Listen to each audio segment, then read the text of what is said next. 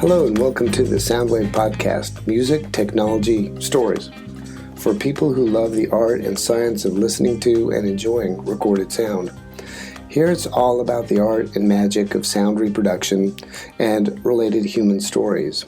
We survey the music, technology, and stories from the early beginnings of relatively low fidelity to the heyday of the 70s high fidelity and to the modern age of digital and streaming. I'm your host, Pat Shepard. What Swedish band ushered out the heyday of analog audio? Vinyl records and cassette tapes? What adventure did I undertake that led me to this podcast? What was the first thing I unpacked when moving to a new dorm, apartment, or house? And how many grooves does a record actually have? Stay tuned for answers to all these questions and more. Today, I'm going to introduce this podcast, tell you what it's all about, what lies ahead. So let's get started. Over 40 years ago, I lived in a rural town and caught the audiophile bug early. My father had an early component stereo system, phonograph, receiver, and reel-to-reel tape deck, all mounted in this long wooden hutch. In the evenings and the weekends, the stereo was always tuned to the local NPR radio station playing classical music, which became the soundtrack to my upbringing. In addition, my father was an extremely talented musician who could play just about any instrument at all, and who would perform folk music with his group of like-minded friends at local concerts. More often than not, the themes of the music were about freedom, equality, and the struggle America and Americans went through to build this nation. I saw guys setting up the microphones and operating the reel-to-reel tape decks to capture the performances and thought, that was pretty cool. Years later, I found a few of those reel-to-reel tapes and digitized them to preserve them. I'll be talking about the process of preserving your old analog media in a future podcast, but here's a snippet from one of those concerts. In the town of Spring Hill, Nova Scotia, down in the depths of the Cumberland mine, there's blood on the coal and the miners lie in roads that never saw sun or sky, roads that never saw sun or sky. In the town of Spring Hill you don't sleep easy. Often the earth will tremble and roll. When the earth gets restless, miners die. Blood and bone is the price of coal. Blood and bone is the price of coal. Then, in the 70s, through high school, I was a budding musician, and it was all about listening to the radio and buying vinyl records to hear bands that I liked. I started out with a typical all-in-one stereo system, like so many of us probably had. They had the advantage of being low-priced, compact, and convenient, but they lacked any depth or power, or, as it's known, high fidelity. I started reading about why separate components were better than all-in-ones and got really interested in why they were better. Well, they're modular, purpose-built, but they were rather expensive. I started building my system brick by brick or component by component, and was able to hear the difference as my system grew and matured. At the same time, I was an avid reader of Stereo Review magazine and learned a whole lot about the physics and principles of sound reproduction. And of course, it was super cool to turn out the lights and watch all the meters and dials moving as the music played. I did that a lot. Fast forward to 1982 when the CDs first came out.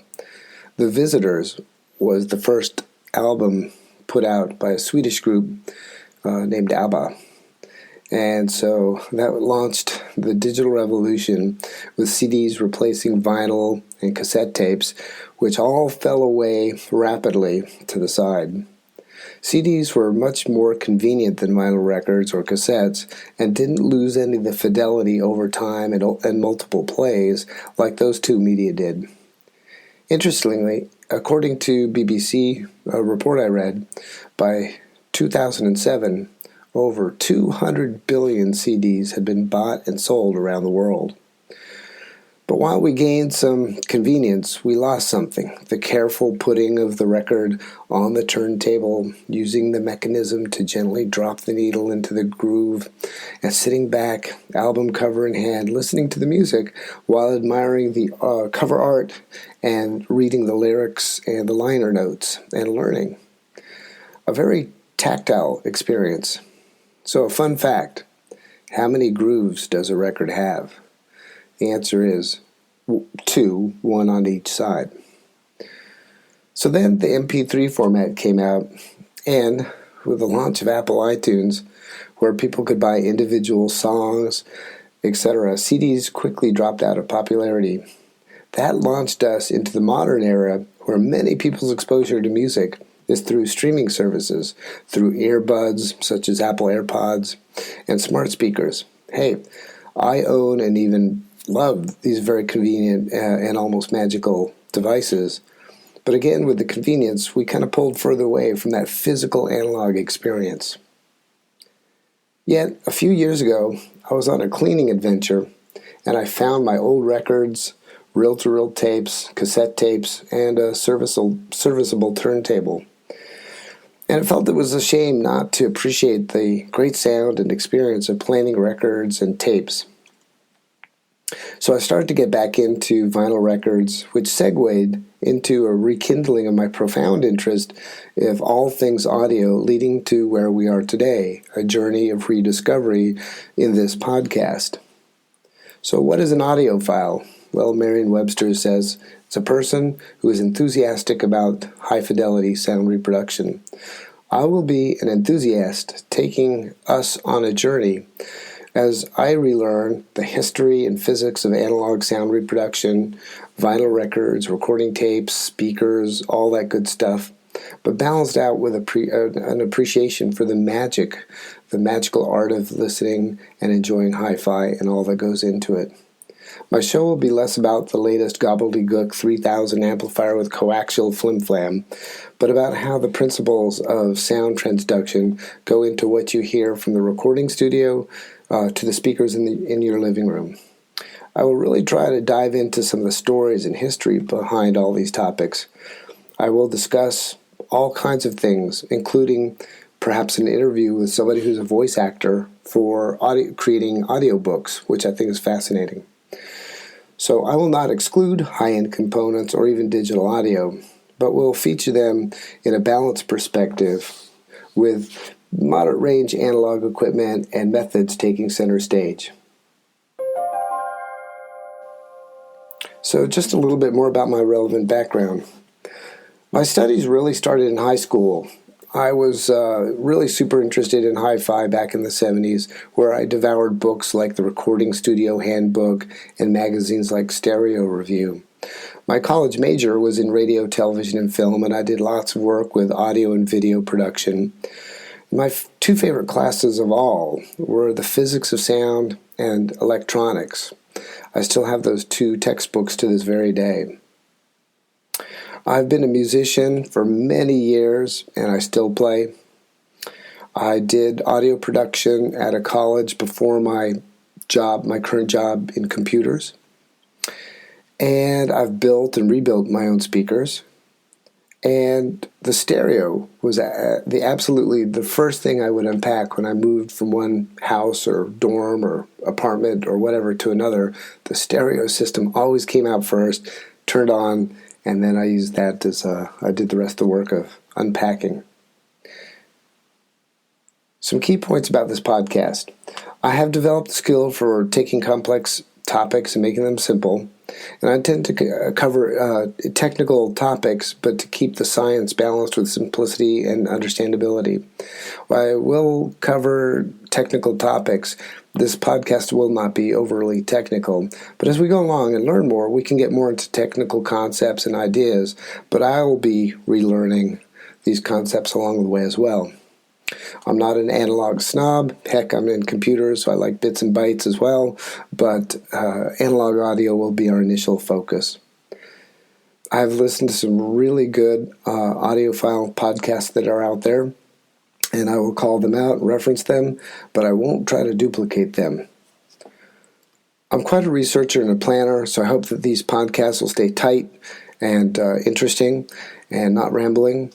In fact, I'm a big subscriber to the idea. Mark Twain apologized to somebody when he wrote to them, "I don't have time to write you a short letter, so I wrote you a long one." And I always believe it takes a little bit more work to write a tight and concise thesis or topic, so we'll try and keep this tight. Okay, on to podcast roadmap. Where are we going? I think the next podcast is going to be something I will title Realistic Beginnings. Were my humble beginnings like yours? I'll probably talk about, somewhere along the way, the magic of the analog experience, some great stories of history about inventors, innovators behind the world of audio. I'll be talking about salvaging and saving your analog audio and videotapes, which I've certainly been through. I'll talk about buying equipment, vintage equipment and whatnot on eBay. I have some recent experience around that as well. I'll try and do some album reviews. I'll do product reviews. And like I said, I'd like to do some interviews and have some guests on the show as well. So, this podcast was our introduction to the show, giving you an idea of who I am and what the show is about, a roadmap of what is coming. So the call to action is visit my website at www.thesoundwaveshow.com. This is the companion to this podcast, which will have diagrams, links, and other relevant information about each podcast. You'll have references to other materials, and if I talk about or reference a particular article or whatever, I'll put the author and the annotation there as well. So please subscribe, like, send comments, and stay tuned for the next episode, Realistic Beginnings, and hope to see you there. This show was produced by Pat Shepard. All content, except where noted, is copyright Pat Shepard and thesoundwaveshow.com, 2021. The intro and the outro music is something I created in GarageBand. See you next time.